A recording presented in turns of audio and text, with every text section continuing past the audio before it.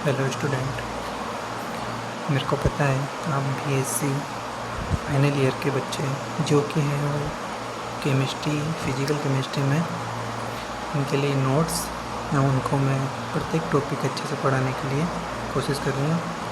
आपको अच्छा लगे तो लाइक करें और सब्सक्राइब करें। सबसे पहले हम यूनिट नंबर 5 की बात करते हैं। ये है विलयन, तनु-विलयन और अणुसंख्यक गुण। ठीक है, सॉल्यूशन, डाइल्यूट सॉल्यूशन और colligative property.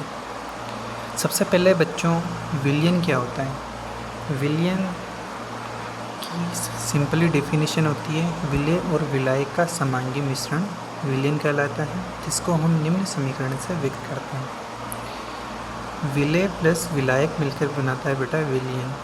Solute plus solvent equal to solution. यहाँ तक कोई दिक्कत हो, प्रॉब्लम हो तो बताओ। ठीक है, हम बात करें विलयन दो टाइप के होते हैं। फर्स्ट होता है तनु विलयन। तनु विलयन होता है क्या है? जब विलयन में विलेय की मात्रा कम होती है तो बनने वाला विलयन तनु विलयन होता है। क्या बोला है इसमें? विलयन में विलेय की कम मात्रा, मतलब मात्रा कम होगी तो वह कौन सा होगा? तनु विलयन होगा। सांद्र विलयन क्या होता है? जब विलयन में विलेय की मात्रा अधिक होती है तो बनने वाला विलयन सांद्र विलयन कहलाता है। ठीक है, विलयन की सांद्रता किसी विलयन के इकाई आयतन में विलेय की घुली हुई मात्रा सांद्रता कहलाती है। सांद्रता को हम दो मात्रकों में विभाजित कर सकते हैं। ठीक है, क्या बोलना चाह रहा है ये कि जो विलयन की सांद्रता है, किसी भी विलयन के इकाई आयतन में विलेय की घुली हुई मात्रा सांद्रता कहलाती है, कंसंट्रेशन कहलाती है। सबसे पहले हम बात करें, फर्स्ट वाली होती है W/V, भार आयतन मात्रक। भार आयतन मात्रक को कैसे डिफाइन करते हैं? इस प्रकार के विलयन को भार के रूप में व विलायक को आयतन के रूप में लिया जाता है। ठीक है, विलयन को भार के रूप में और विलायक को आयतन के रूप में लिया जाता है, जैसे ग्राम पर लीटर। इस मात्रक को भी हम निम्न 3 भागों में विभाजित करते हैं। ये भी 3 टाइप का होता है। फर्स्ट आता है मोलरिटी, मोलरता। इसको कैपिटल M से डिनोट करते हैं।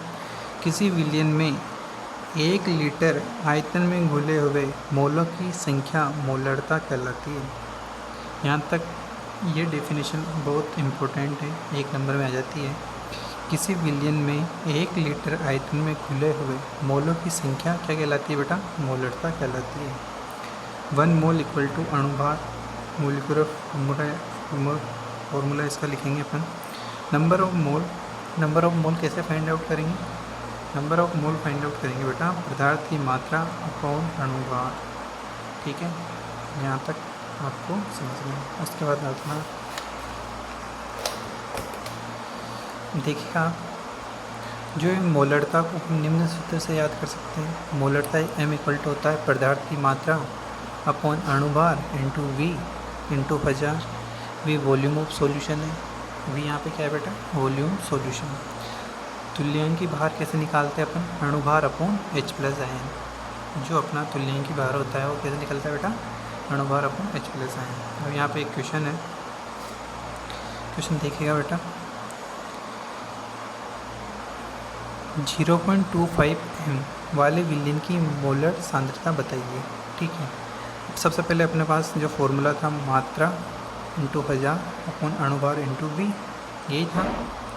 उसके बाद में अपन को क्या दे रखा है? देखो मात्रा कितनी दे रखी है। अच्छा, इस वाले क्वेश्चन के लिए बोल रहा है ये 2 ग्राम NaOH 250 ml विलयन में घुला हुआ है। विलयन की मोलरता याद कीजिए। मोलरता का फॉर्मूला अपने पास था कि मात्रा इंटू 1000 अणुभार इंटू V। अपने पास मात्रा कितनी दे रखी है? 2 ग्राम इंटू 1000 अपॉन NaOH का जो अणुभार होता है वो 40 होता है। उसके बाद में वॉल्यूम कितना दे रखा अपन को? 250 ml। 250 ml इसको कैंसिल आउट करेंगे तो आपके पास आएगा 0.25 m। इसी प्रकार सेकंड वाला क्वेश्चन है 0.25 m वाले विलयन की मोलर सांद्रता बताइए। अपना फॉर्मूला होता है M इक्वल टू मात्रा इंटू 1000 अणुभार इंटू V। M कितनी है अपने पास? 0.25 इक्वल टू अमाउंट अपॉन 40, अणुभार इसका 40 है, इंटू 1000 इंटू 250, ठीक है। यहाँ से अपन सोल्व करेंगे, अमाउंट आपका आ जाएगा 2 ग्राम। एक और ऐसा क्वेश्चन है, 10 ग्राम H2SO4 50 ml विलियन में घुला विलियन की मोलरता याद कीजिए। m इक्वल टू क्या होता है अपना मात्रा दे रखी 10 इंटू 1000 इंटू H2SO4 का अनुपात कितना होता है 98 इंटू 1500, कैंसिल आउट करेंगे 0.2 m आ जाएगा, ठीक है। ये छोटे क्वेश्चन है, इनको आप देख लें। आगे बढ़ते हैं अपन। उसके बाद में आता है बेटा नॉर्मलता। नॉर्मलता होती क्या है, 1 लीटर विलियन में घुले हुए ग्राम तुल्यांकों की संख्या नॉर्मलता कहलाती है। इसे हम कैपिटल N से प्रदर्शित करते हैं, ठीक है। तथा इसे निम्न सूत्र के द्वारा याद किया जा सकता है। नॉर्मलिटी कहलाती है, नॉर्मलिटी इक्वल टू होता है मात्रा इंटू 1000 तुल्यांकी भार इंटू V। बेटा नॉर्मलिटी में हमेशा तुल्यांकी भार याद आता है अपने। तुल्यांकी भार होता क्या है, तुल्यांकी भार को फाइंड आउट कैसे करते हैं, अणुभार अपॉन H+ की संख्या। यहाँ तक कोई प्रॉब्लम नहीं है ना। हम बात करेंगे, जैसे ये क्वेश्चन है 2 ग्राम H2SO4 100 ml विलियन में घुला है, विलियन की नॉर्मलता याद कीजिए। ये क्वेश्चन है, इसकी नॉर्मलिटी अपन को फाइंड आउट करनी है। तो देखिए बेटा अमाउंट कितना दे रखा है 2 ग्राम, वॉल्यूम कितना दे रखा है 100 ml। तो इक्विवेलेंट वेट कैसे निकालेंगे, H2SO4 का 98 होता है, H+ कितने होते हैं 2, तो अपने पास यहाँ पे कितना आ जाएगा 49। नॉर्मलिटी का फॉर्मूला क्या होता है मात्रा इंटू 1000, तुल्यांकी भार कितना है इसका 49 इंटू 1000। अपन सॉल्व करेंगे तो 0 पॉइंट कितना आ जाएगा 40, ठीक है। एक और ऐसे अगला क्वेश्चन है, 5 ग्राम HCl 50 ml विलियन में घुला है नाइट्रोजन, नॉर्मलिटी याद करो। नॉर्मलिटी याद करने के लिए अपन को पता है इसका फॉर्मूला होता है N इक्वल टू, यहाँ पे अपने कितना दे रखा है 5 ग्राम दे रखा है। उसके बाद में 1000 कौन के नाम से इसका होता है अपने पास HCl का 36.5, तो 36.5 इसका कैंसिल आउट करेंगे, अपने पास आंसर कितना आ जाएगा 0.273 नॉर्मलिटी हो जाएगी, ठीक है। उसके बाद में आता है फॉर्मलता यानी फॉर्मेलिटी। किसी विलियन की फॉर्मलता 1 लीटर विलियन में घुले हुए सूत्र भारों की संख्या होती है। किसकी बेटा, सूत्र भारों की। मैं तुम्हें बताऊं, जो सूत्र भार है सब में देखो 3 टर्म आई है, तो मिलीग्राम मिलीलीटर, दूसरा आया है तुल्यांकी भार, इसमें आया है सूत्र भार, ठीक है। तीनों अलग अलग है। देखिए फॉर्मलता, इसमें क्या बोल रहा है ये 1 लीटर किसी विलियन की फॉर्मलता 1 लीटर विलियन में घुले हुए सूत्र भारों की संख्या। बेटा किसकी संख्या, सूत्र भारों की संख्या। बस आपको ये वाली याद रखनी, सूत्र भारों की संख्या फॉर्मलता कहलाती है। एग्जाम्पल की बात करें, NaCl का ग्राम सूत्र भार 58.5 ग्राम होता है। यदि इसे घोलकर 1 विलियन बनाया जाए तो विलियन की नॉर्मलता 1 होगी।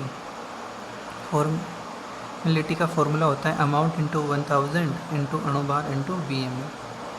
तो NaCl के लिए कितना जाएगा 58.5 अपॉन 58.5 इंटू 1000 इंटू 1। सेकेंड आती है अपने पास भार मात्रक। भार प्रतिशतता कहलाते हैं। 100 ग्राम विलियन में विलेय की मात्रा भार प्रतिशतता कहलाती है। कितने बेटा, 100 ग्राम विलियन में विलेय की भार की मात्रा भार प्रतिशतता कहलाती है। एग्जाम्पल की बात करें, 10% KI का विलियन बनाने के लिए हमें 10 ग्राम KI में 90 ग्राम वाटर H2SO4 मिलाएंगे। कितने परसेंट H2SO4 मिलाएंगे, आपको ये याद करना है। उसके बाद में सेकंड आता है मोललता, मोललिटी, ठीक है। ये क्या होता है बेटा, 1000 ग्राम विलायक में घुले हुए मोलों की संख्या मोललता कहलाती है। इसे स्मॉल m से डिफाइन करते हैं। इसका जो फॉर्मूला होता है वो बेटा क्या होता है, मात्रा इंटू 1000 अणुभार विलायक का आयतन। जो अणुभार होता है उसमें विलायक का आयतन को। अब यहाँ पे एक क्वेश्चन दे रखा है, 10 ग्राम NaOH 50 ग्राम जल में घुला हुआ है, तो हम याद करो मोलल तो याद करो, उसमें क्या हो जाएगा 10 इंटू 40 1000/50, तो ये कितना जाएगा 0.5। मोल भिन्न क्या होती है बेटा? मोल फ्रैक्शन किसी विलयन में उपस्थित विलय के मोल तथा विलय व विलायक के मोलों की संख्या के योग के अनुपात को मोल भिन्न कहा जाता है। इसे x से प्रदर्शित करते हैं। इसे निम्न सूत्र के द्वारा भी प्रदर्शित किया जाता है। विलय की मोल भिन्न कैसे लिखेंगे? x इक्वल टू विलय के मोल स्मॉल n, विलय के मोल प्लस विलायक के मोल। विलायक की मोल भिन्न कैसे लिखेंगे? विलायक के मोल अपॉन विलय के मोल n प्लस विलायक के मोल n विलय के मोल है बेटा और कैपिटल N विलायक के मोल। ठीक है, यहाँ पे कोई प्रॉब्लम नहीं। अब यहाँ पे एक क्वेश्चन दे रखा है 6.3 ग्राम ऑक्जेलिक अम्ल का 250 ml विलयन है। यदि विलयन का घनत्व 1.10 हो तो विलयन की मोलरता, नॉर्मलता और मोललता तथा मोल भिन्न याद करो।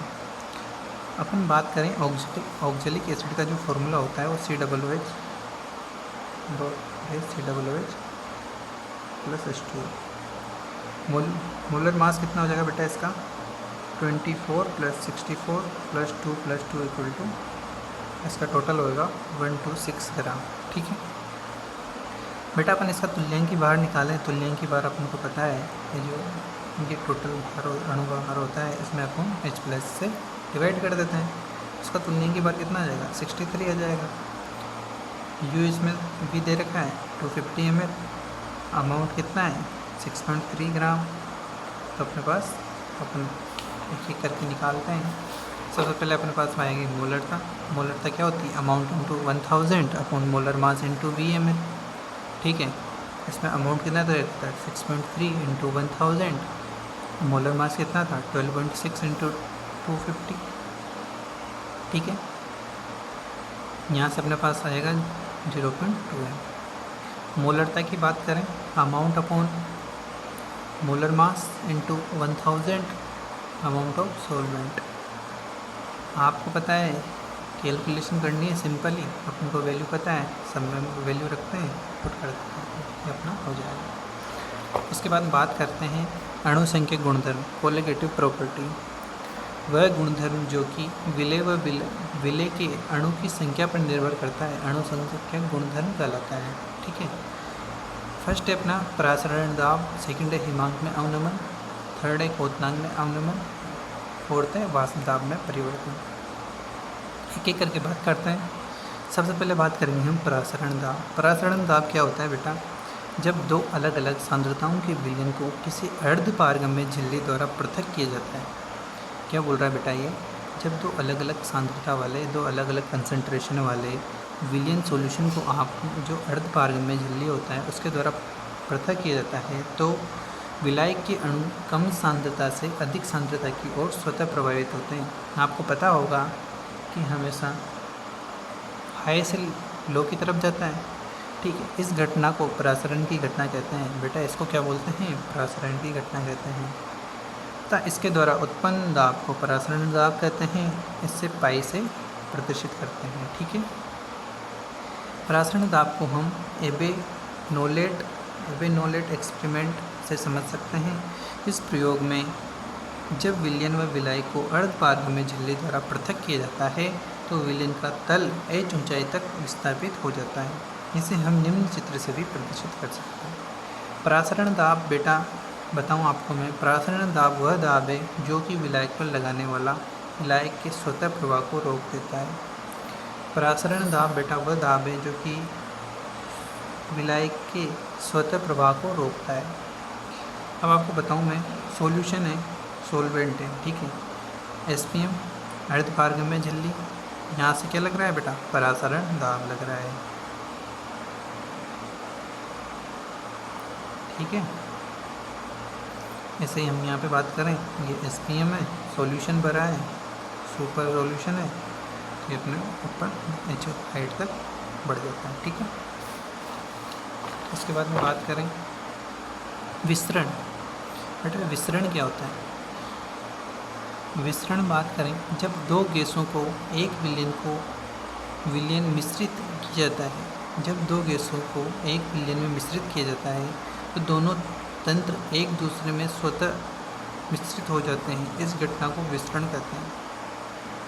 इस घटना में विलय व विलायक दोनों के अणु गति करते हैं। बेटा क्या करते हैं इसमें? दोनों के अणु गति करते हैं।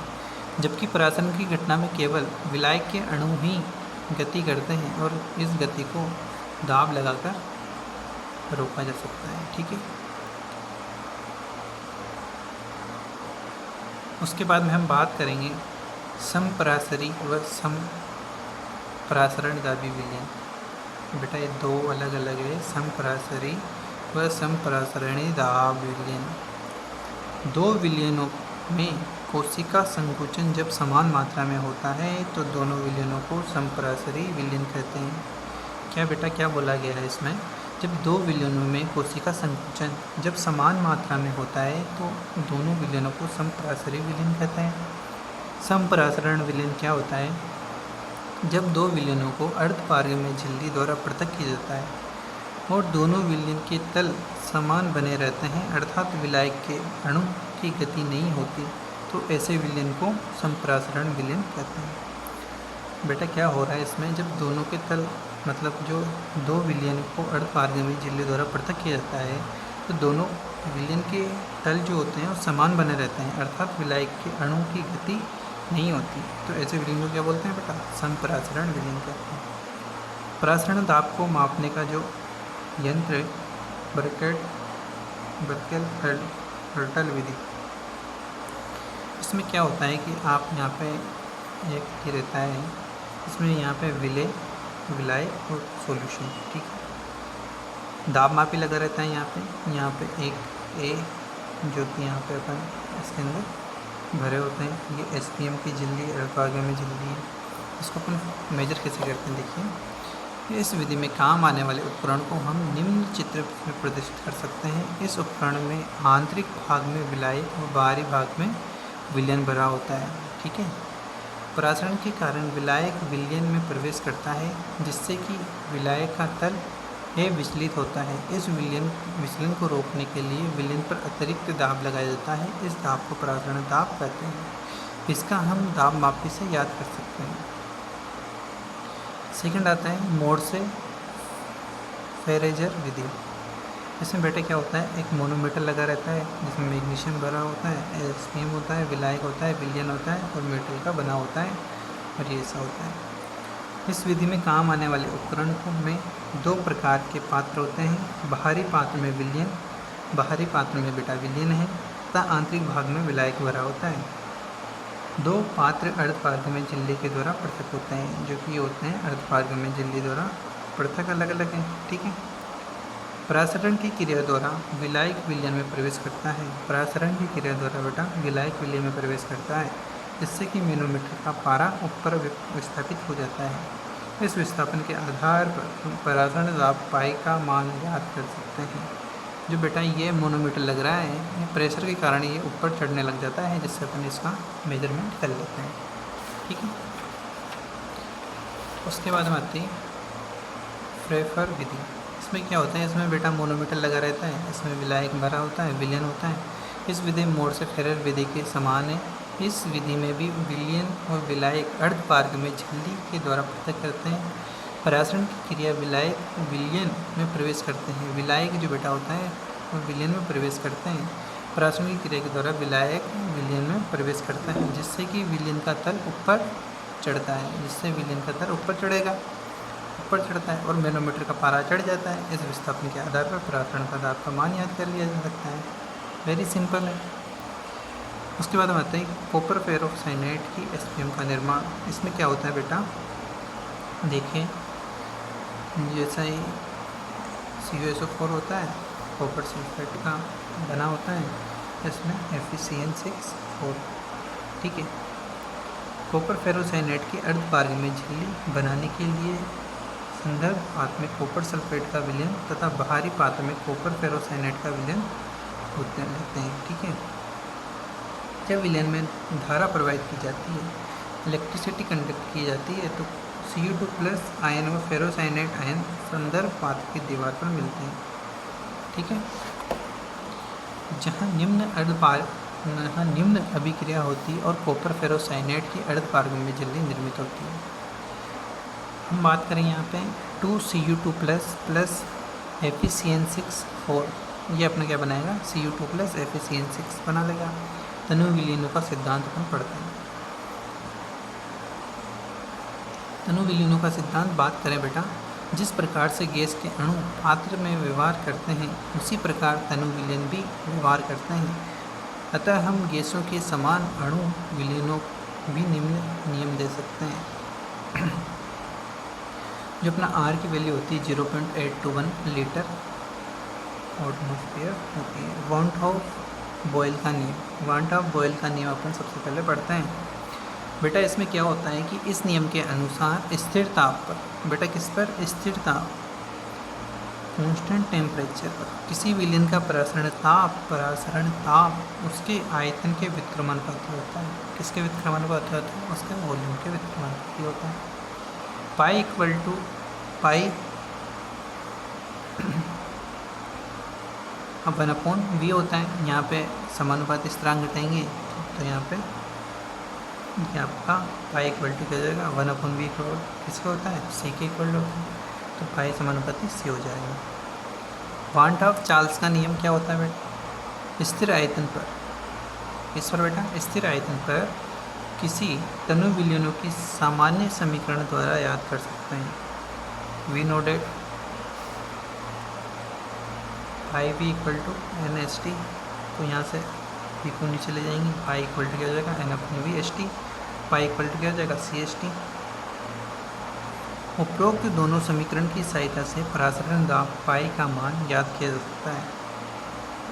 ठीक है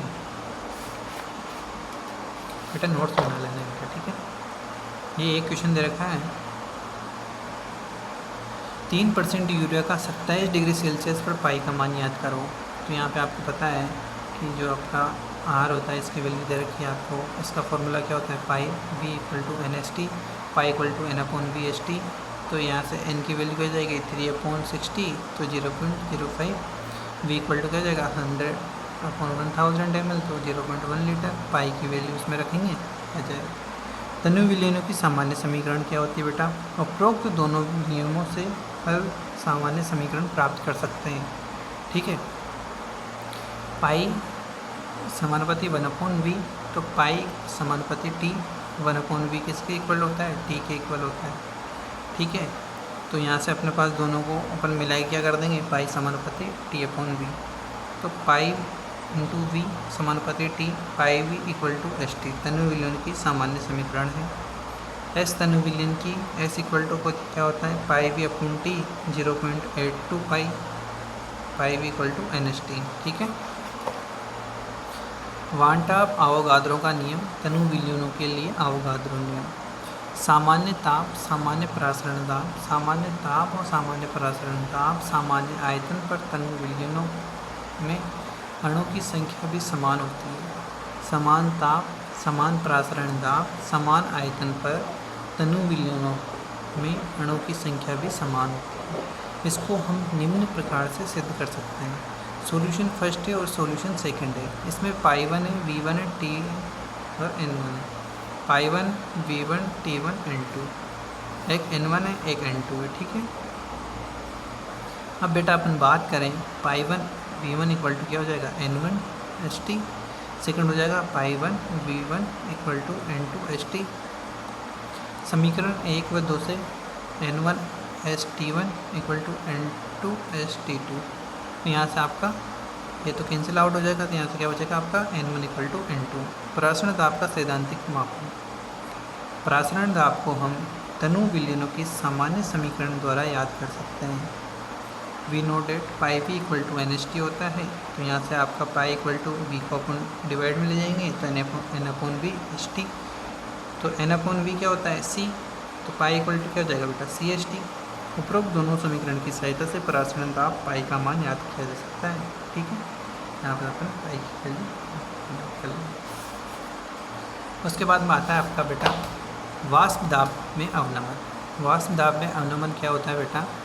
जब किसी शुद्ध विलायक में विलय मिलाया जाता है, जब किसी शुद्ध विलायक में विलय मिलाया जाता है तो उसके वाष्प दाब में कमी आती है। ठीक है, क्या आती है? कमी आती है। यदि शुद्ध विलायक का वाष्प दाब P0 और PS विलयन का वाष्प दाब हो तो हम P0 माइनस PS/P0 को वाष्प दाब में आपेक्षिक कमी कहते हैं। वाष्प दाब में आपेक्षिक कमी अणु संख्या गुणधर्म है।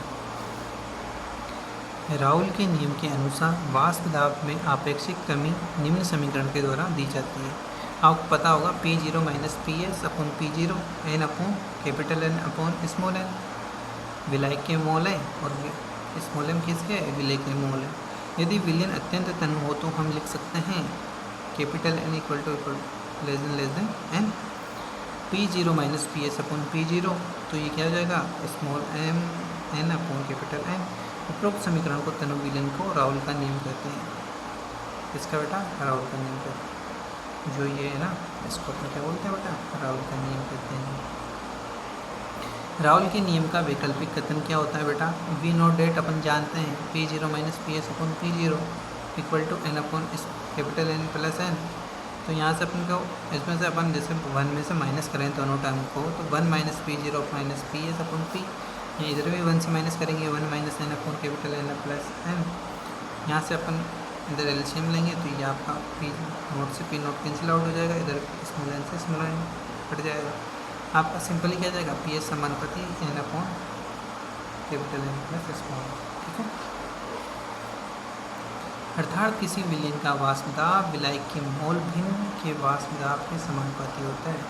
वाष्प दाब में आपेक्षिक कमी के आधार पर अणुभार याद कर सकते हैं। अत्यंत तनु विलयन के लिए हम राउल के नियम को निम्न प्रकार से लिख सकते हैं। कैसे लिखेंगे बेटा? P0 minus PS/P0 N upon capital N। एक इक्वेशन फर्स्ट दे देंगे इसको। यदि W1 तथा M1 तथा W0 व M0 क्रमशः विलयन व विलायक की मात्रा और अणुभार हो तो N इक्वल टू क्या हो जाएगा बेटा? W1 upon M1 N equal to W0 upon M0। इन दोनों समीकरण, इन मानों को समीकरण 1 में रखने पर P0 माइनस PS/P0 ये क्या हो जाएगा बेटा? W1 upon M1 M0 upon W0। यहाँ से M1 की वैल्यू निकाल लेंगे, मल्टीप्लाई करेंगे। उपरोक्त समीकरण में मान रखकर अणुभार याद किया जा सकता है। ठीक है, यह आपका इक्वेशन है, इसको आप देखना, वेरी सिंपल है, इसमें वैल्यू करनी है। ठीक है, उसके बाद बेटा देखना आप वाष्प दाब में कमी और परासरण दाब में संबंध। जब किसी विलयन और विलायक को अर्धपारगम्य झिल्ली द्वारा पृथक किया जाता है तो परासरण दाब उत्पन्न होता है। जो अलग करते हैं तो क्या होता है? उत्पन्न होता है परासरण दाब, जिसको हम निम्न चित्र से समझ सकते हैं। बेटा आपको पता था, पहले बताया था अपन, विलायक है, विलयन है, SPM अर्धपारगम्य झिल्ली है। जब विलयन और विलायक के वाष्प दाब में अंतर होता है तो विलयन का तल h ऊंचाई पर विस्थापित हो जाता है। यदि परासरण दाब का मान पाई हो तो हम निम्न समीकरण से लिख सकते हैं पाई इक्वल टू HdG। ठीक है, P0 माइनस PS H रो G हो जाएगा। D है विलयन का घनत्व, रो यहाँ पे विलय का वाष्प दाब।